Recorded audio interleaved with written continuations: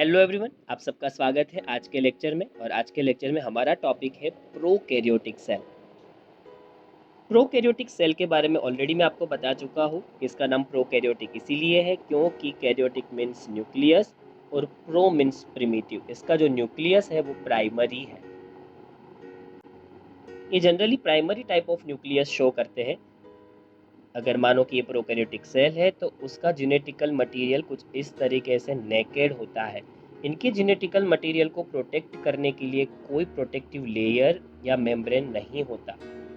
तो genetical material जो है वो कुछ इस तरीके से नेकेड पाया जाएगा और इसके आसपास ऐसा कोई न्यूक्लियर मेम्ब्रेन नहीं होगा। अगर होगा तो हम उसको यूकैरियोटिक कहेंगे, प्रोकैरियोटिक नहीं। इस वजह से यहाँ वर्ड यूज किया है प्रिमिटिव न्यूक्लियस कंटेनिंग सेल, मतलब कि प्रोकैरियोटिक सेल। आप सब जानते हैं कि प्रोकैरियोटिक सेल मतलब कि बैक्टीरियल सेल्स। मोनेरा किंगडम और बैक्टीरियाज ही प्रोकैरियोटिक सेल शो करते हैं। इसका मतलब है कि जब हम बात प्रोकैरियोटिक सेल्स की करेंगे तो आपको बैक्टीरियल सेल्स ही एक्चुअल में काउंट करना है। और हम शेप पढ़ चुके हैं, bacteria different type of shapes को शो करते हैं। तो यहाँ पर भी हम देखेंगे कि प्रोकैरियोटिक सेल्स के अंदर कितने शेप्स बेसिक टाइप के पाए जाते हैं और इनके अंदर कौन कौन से ऑर्गेनिजम्स इंक्लूडेड हैं। तो बैक्टीरिया, प्रोकैरियोटिक सेल्स मतलब कि बैक्टीरियल सेल ही सिर्फ और सिर्फ मोनेरा किंगडम मतलब कि बैक्टीरिया किंगडम है, उन्हीं के मेंबर्स प्रोकैरियोटिक सेल्स को शो करते हैं और वो यूनिसेल्युलर होते हैं।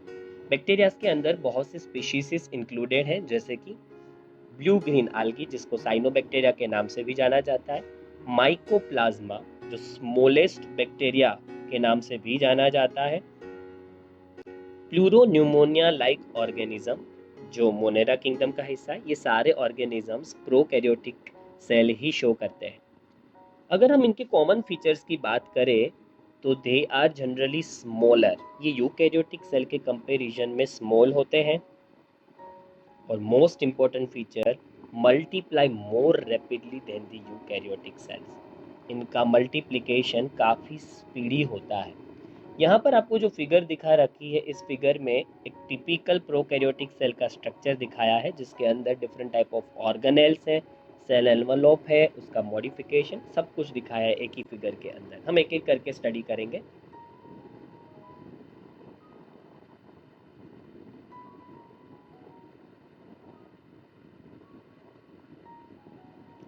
प्रोकैरियोटिक सेल में सबसे पहला टॉपिक है शेप। बैक्टीरियल शेप के बारे में, बैक्टीरियाज के डिफरेंट और बेसिक शेप के बारे में आप ऑलरेडी पढ़ चुके हैं। वही शेप्स की हम यहाँ पर बात करने वाले, सेम सिंपल टॉपिक है और वही टॉपिक है जो आप ऑलरेडी पढ़ चुके हैं। 4 डिफरेंट टाइप ऑफ आपने बेसिक शेप्स पढ़े थे बैक्टीरियाज के। बैक्टीरियाज रोड लाइक हो सकता है या बेसिलस टाइप ऑफ हो सकता है इस तरीके से। कोकस जो स्फीयरिकल शेप का बैक्टीरिया होता है या प्रोकैरियोटिक सेल होता है इस तरीके से। बेसिलस ऐसे रोड लाइक होते हैं, कोकस ऐसे स्फीयरिकल होते हैं। अगर विब्रियो की बात करें तो विब्रियो कोमा शेप के बैक्टीरिया होते हैं या फिर प्रोकैरियोटिक सेल। और लास्ट वन स्पाइरिलम, ये जो होते हैं वो स्पाइरल शेप के बैक्टीरिया होते हैं या प्रोकैरियोटिक सेल्स होते हैं।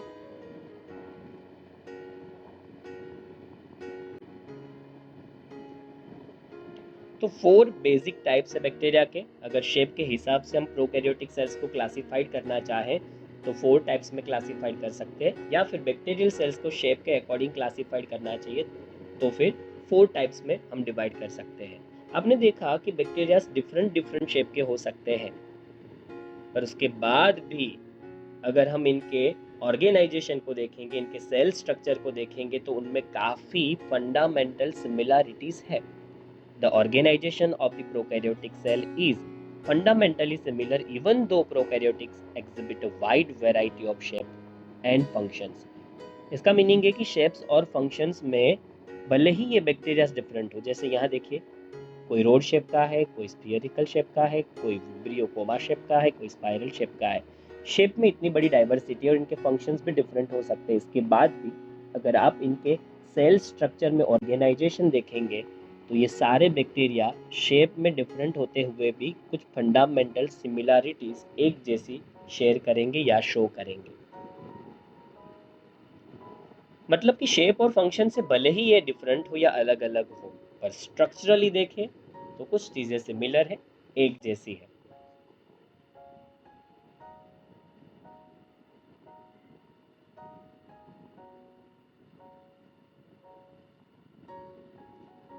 सबसे पहले देखते हैं सेल वॉल। प्रोकैरियोटिक सेल के अंदर सबसे पहला है सेल वॉल।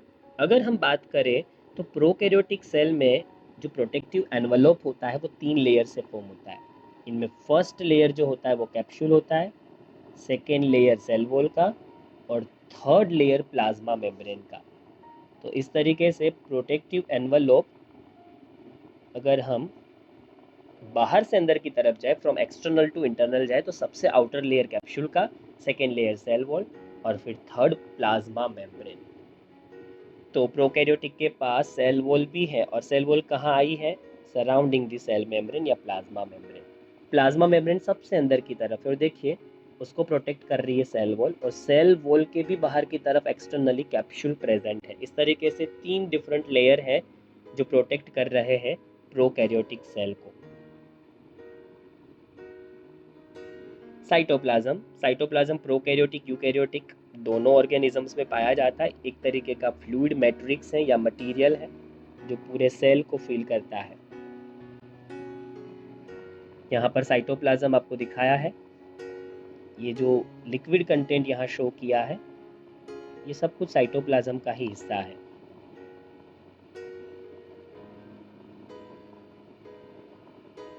साइटोप्लाज्म के बारे में बेसिक इंफॉर्मेशन हम ऑलरेडी पढ़ चुके हैं प्रीवियस लेक्चर के अंदर।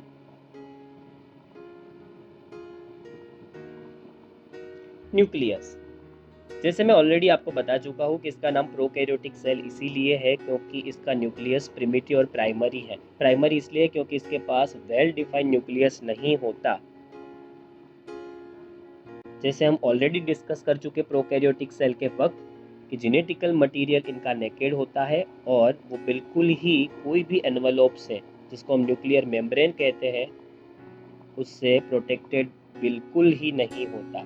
यहाँ देखिए ये जेनेटिकल मटेरियल जो उसका है, जिसको इन्होंने न्यूक्लियोइड के फॉर्म में दिखाया है, ये जेनेटिकल मटेरियल नेकेड है, इसके आसपास कोई प्रोटेक्टिव लेयर नहीं है। इसी रीज़न से इनका नाम हमने प्रोकैरियोटिक रखा है, प्रीमिटिव टाइप ऑफ न्यूक्लियस को शो करने वाला सेल।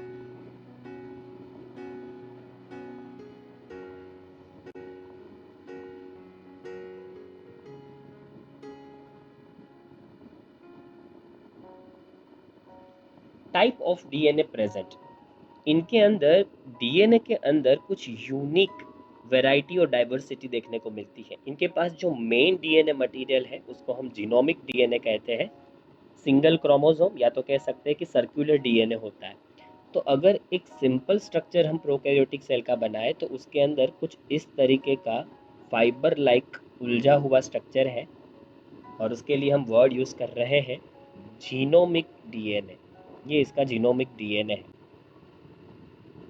डीएनए का फंक्शन हम जानते हैं कि डीएनए के अंदर कुछ इंफॉर्मेशन स्टोर है और उसी इंफॉर्मेशन के हिसाब से ये पूरे सेल को कंट्रोल करता है। सेल को कब डिवाइड होना है, सेल को कौन सा केमिकल कब प्रोड्यूस करना है, कितने अमाउंट में प्रोड्यूस करना है, उसका पूरा कंट्रोल जीनोमिक डीएनए के पास है, डीएनए के पास है। तो कह सकते हैं कि यहाँ इस बैक्टीरिया का जो ये डीएनए है वो उसके पूरे सेल को कंट्रोल किए हुए है। पूरे सेल का अगर ऑनर, मालिक या कंट्रोलर हम किसी को कह सकते हैं तो वो यही जीनोमिक डीएनए है। इसी के अंदर कुछ ऐसे सीक्रेट कोड्स और मैसेजेस और इंफॉर्मेशन छुपी हुई है जिसको बेस बनाते हुए ये पूरे सेल की एक्टिविटीज को कंट्रोल करता है। पर इनमें जैसे मैंने आपको बताया कि डीएनए में डाइवर्सिटी है। इनके पास जीनोमिक डीएनए के अलावा भी प्लाज्मिड्स नाम के डीएनए होते हैं। जनरली प्लाज्मिड स्मॉल होते हैं, सर्कुलर होते हैं और जीनोमिक डीएनए की आउटसाइड आए हुए होते हैं। मतलब प्लाज्मिड्स और जीनोमिक डीएनए एक नहीं है। पहली चीज़ तो ये डिफरेंट है। प्लाज्मिड्स का लोकेशन जीनोमिक डीएनए के अंदर बिल्कुल नहीं है, वो उससे आउटसाइड होते हैं। यहाँ फिगर में भी आपको प्लाज्मिड दिखाया है। ये स्ट्रक्चर प्लाज्मिड है।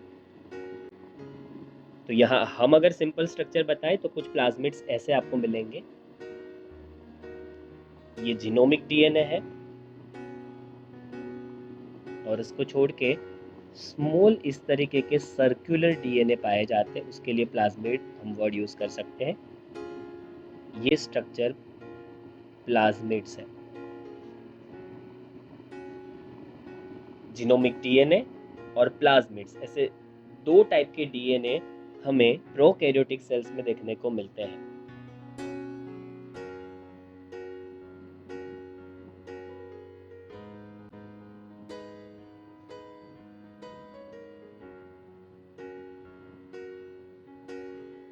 इन प्लाज्मिड्स का फंक्शन क्या है, ये प्लाज्मिड्स क्यों आए हुए हैं? जीनोमिक डीएनए की बात तो आपने सुन ली कि जीनोमिक डीएनए तो कंट्रोलर है, मेन ऑनर है, उसी के सिग्नल के ऊपर चलते हैं सारी ऑर्गेनेल्स, पूरे सेल का कंट्रोल उसके हाथ में है, अल्टीमेटली ऐसा कह सकते हैं। प्लाज्मिड्स क्या कर रहे हैं, ये डीएनए स्ट्रक्चर क्या क्या फंक्शन है? ऐसा कहा जाता है कि we are very fortunate by having plasmids in the prokaryotic cells. Prokaryotic cells में प्लाज्मिड है, इस वजह से हम बहुत लकी हैं। भाई प्लाज्मिड्स बैक्टीरियल सेल में है तो हम कैसे लकी हुए? ये चीज़ आपको समझ आएगी जब हम 12th साइंस के अंदर बायोटेक्नोलॉजी के कुछ चीज़ें पढ़ेंगे, उसकी टेक्निक्स पढ़ेंगे, तब आपको समझ आएगा कि प्लाज्मिड्स कितने हेल्पफुल है। अब ये ना सिर्फ हमारे लिए हेल्पफुल है, प्लाज्मिड्स का एक बहुत बड़ा प्रॉफिट बैक्टीरियाज को होता है। ये प्लाज्मिड्स के ज़रिए इस तरीके का एडेप्टेशन शो कर लेते हैं जो हम सोच भी नहीं सकते। चलिए मैं आपको कुछ ऐसी चीज़ें बताता हूँ प्लाज्मिड्स के बारे में जो यूनिक है और बुक में नहीं लिखी। सबसे पहले बुक में क्या दिया है वो देखते हैं। The plasmid DNA confers certain unique phenotypic characters to such bacteria। अब यहाँ जो दिया है, जो लिखा है, उसको समझने के लिए हमें कॉन्सेप्ट समझना पड़ेगा। अब मैं आपको बता रहा हूँ कि प्लाज्मिड का एक्चुअल फंक्शन क्या है। सपोज ये एक बैक्टीरियल सेल है, ये उसका जीनोमिक डीएनए है जिससे ये पूरे सेल को कंट्रोल करता है, और अब इसके पास है प्लाज्मिड्स। सपोज ये फर्स्ट प्लाज्मिड्स, प्लाज्मिड्स बहुत सारे नंबर में हो सकते हैं, ज़रूरी नहीं है कि सिंगल प्लाज्मिड हो, 100 ऑफ प्लाज्मिड्स भी हो सकते हैं एक बैक्टीरिया के अंदर। ये थर्ड प्लाज्मिड। हम एक एक करके एग्जांपल लेते हैं। अब सपोज इन प्लाज्मिड से इनको फायदा क्या होता है? जीनोमिक डीएनए से तो ये जीनोमिक डीएनए, इस जीनोमिक डीएनए से तो पूरा सेल कंट्रोल होता है, और ये जब प्लाज्मिड अब दिखा रखे आप लोगों को, जैसे ये फर्स्ट प्लाज्मिड है, सपोज ये फर्स्ट प्लाज्मिड से ये बैक्टीरिया 100 डिग्री सेल्सियस में रहने के लिए कैपेबल है।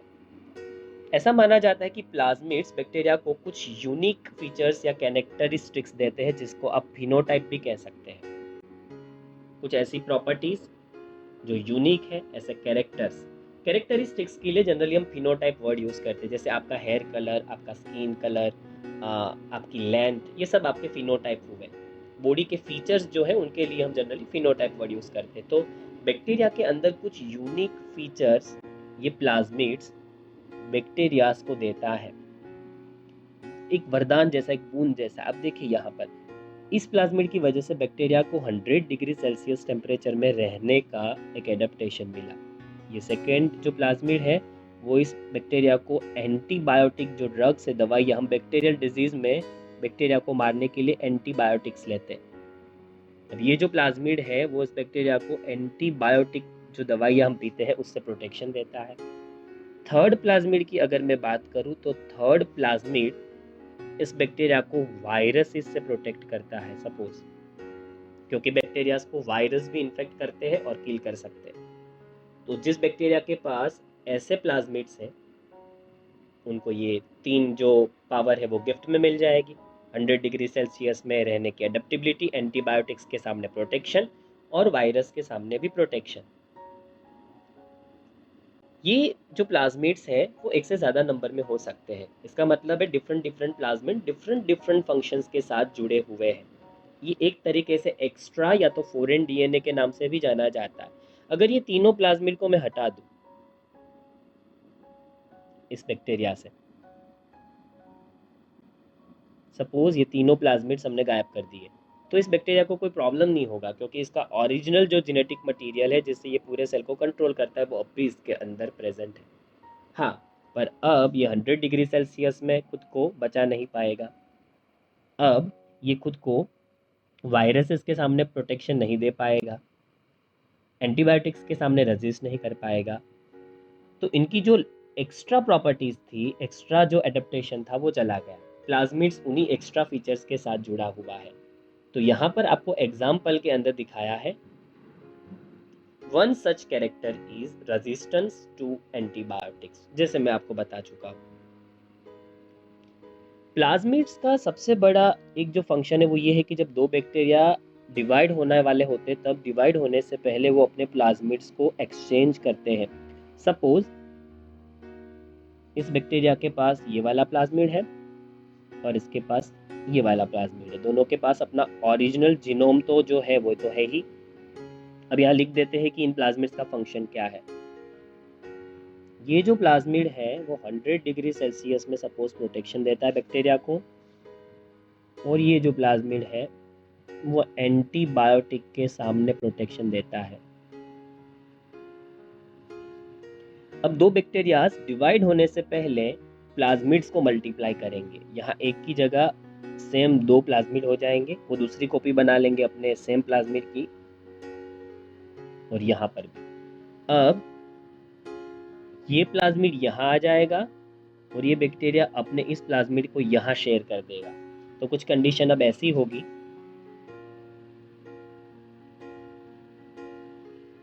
शेयरिंग की वजह से दूसरे बैक्टीरिया का ये प्लाज्मिड यहाँ और उसी बैक्टीरिया का प्लाज्मिड यहाँ आ गया।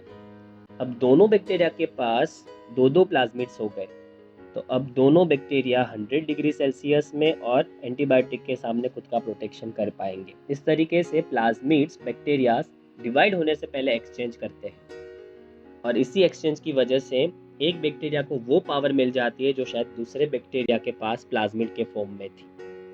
ये प्लाज्मिड का एक यूनिक फीचर है और इससे बैक्टीरिया को यूनिक फिनोटाइप मिलता है या फीचर्स मिलते हैं। बाकी इतना डिटेल में प्लाज्मिड्स के बारे में बुक में नहीं है, पर आपको समझ आए कि प्लाज्मिड का बैक्टीरिया के अंदर क्या फंक्शन है, इस वजह से मैंने आपको समझाया। हम लोग बैक्टीरिया के अलावा प्लाज्मिड का कहाँ हम यूटिलाइजेशन करते हैं उसके लिए समझेंगे, जेनेटिक्स का जब बेस समझेंगे तब प्लाज्मिड का थोड़ा डिटेल आएगा, तो हम 12 साइंस के अंदर इसके बारे में स्टडी करेंगे। जैसे मैं बता चुका हूँ, plasmid DNA is used to monitor bacterial transformation with foreign DNA. Ultimately इसको फॉरेन डीएनए भी कहा जाता है, क्योंकि एक बैक्टीरिया दूसरे बैक्टीरिया से इसको गिफ्ट के फॉर्म में रिसीव भी कर सकता है, जैसे आपने देखा। और बैक्टीरिया के अंदर प्लाज्मिड्स व्हीकल की तरह यूज़ किया जा सकता है फॉरेन डीएनए मटेरियल को ट्रांसफर करने के लिए, पर ये जेनेटिक्स का बेस है। उसको समझने के लिए आपको 12 साइंस में बायोटेक के कुछ कॉन्सेप्ट समझने पड़ेंगे जो हम 12 साइंस में पढ़ेंगे।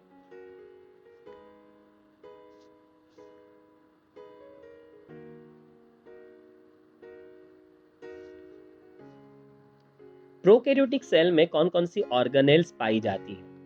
वैसे तो ऐसी कोई भी ऑर्गेनेल्स प्रोकैरियोटिक सेल का हिस्सा नहीं होती जो यूकैरियोटिक के अंदर होती है। तो यूकैरियोटिक के अंदर जो ऑर्गेनेल्स होती है वो प्रोकैरियोटिक में बिल्कुल नहीं होगी। कुछ कुछ की हम बात कर रहे हैं, कुछ ऐसी कॉमन ऑर्गेनेल्स भी हैं जो दोनों में पाई जाती हैं। तो यहाँ पर कौन सी ऑर्गेनेल्स पाई जाएगी? तो प्रोकैरियोटिक के अंदर जो कॉमन ऑर्गेनेल्स पाई जाती हैं वो होती है राइबोसोम्स, इंक्लूजन्स या inclusions body and the mesosome. Ribosomes आपको यहाँ दिखाए हैं, मेसोसोम भी आपको दिखाया है। ये स्ट्रक्चर का नाम मेसोसोम है।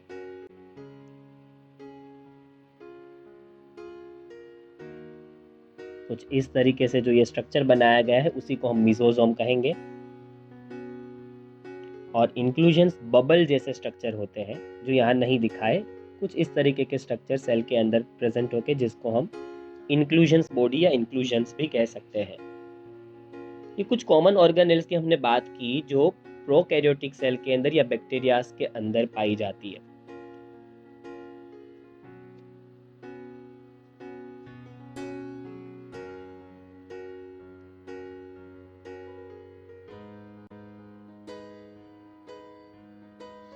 इंक्लूजन्स, यहाँ पर हम डिटेल में इंक्लूजन्स और राइबोसोम्स की स्टडी नहीं करेंगे, ना मेसोसोम्स की करेंगे। उसके लिए डिटेल में हमें नेक्स्ट लेक्चर के अंदर सब कुछ समझाया है।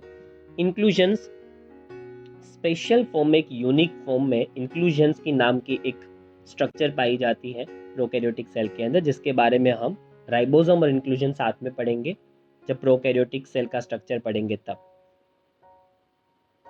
मीजोसोम के बारे में यहाँ डिटेल में समझाया है। तो जैसे कि आप लोगों ने देखा कि बैक्टीरियल सेल होता है, प्रोकैरियोटिक सेल होता है, उसके पास 3 लेयर होते हैं। सबसे पहला प्रोटेक्टिव लेयर कैप्सूल होता है, second protective layer cell wall होता है, और थर्ड प्रोटेक्टिव लेयर और सबसे अंदर का प्रोटेक्टिव लेयर प्लाज्मा मेम्ब्रेन होता है। प्लाज्मा मेम्ब्रेन जो है, सपोज मैं यहाँ प्लाज्मा मेम्ब्रेन ही दिखा रहा हूँ, तो प्लाज्मा मेम्ब्रेन इस तरीके से सेल के अंदर की तरफ इन फोल्डिंग्स क्रिएट करता है, और ये फोल्डिंग सेल के अंदर की तरफ है। देखिए, ये फोल्डिंग सेल के इनर तरफ, इनसाइड क्रिएट हुई। ऐसी इन फोल्डिंग्स को, अंदर की तरफ फोल्डिंग है इसलिए इन फोल्डिंग कहेंगे। इसी इन फोल्डिंग के लिए हम वर्ड यूज करते हैं mesosome.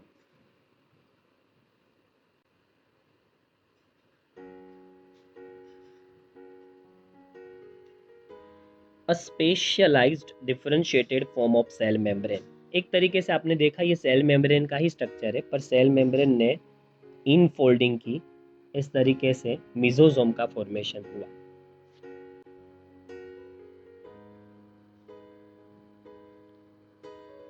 They are essentially infoldings of cell membrane. जैसा मैंने आपको बताया, ये एक्चुअल में और कुछ नहीं है, सेल मेम्ब्रेन की अंदर की तरफ की फोल्डिंग्स है, इन फोल्डिंग्स ही है।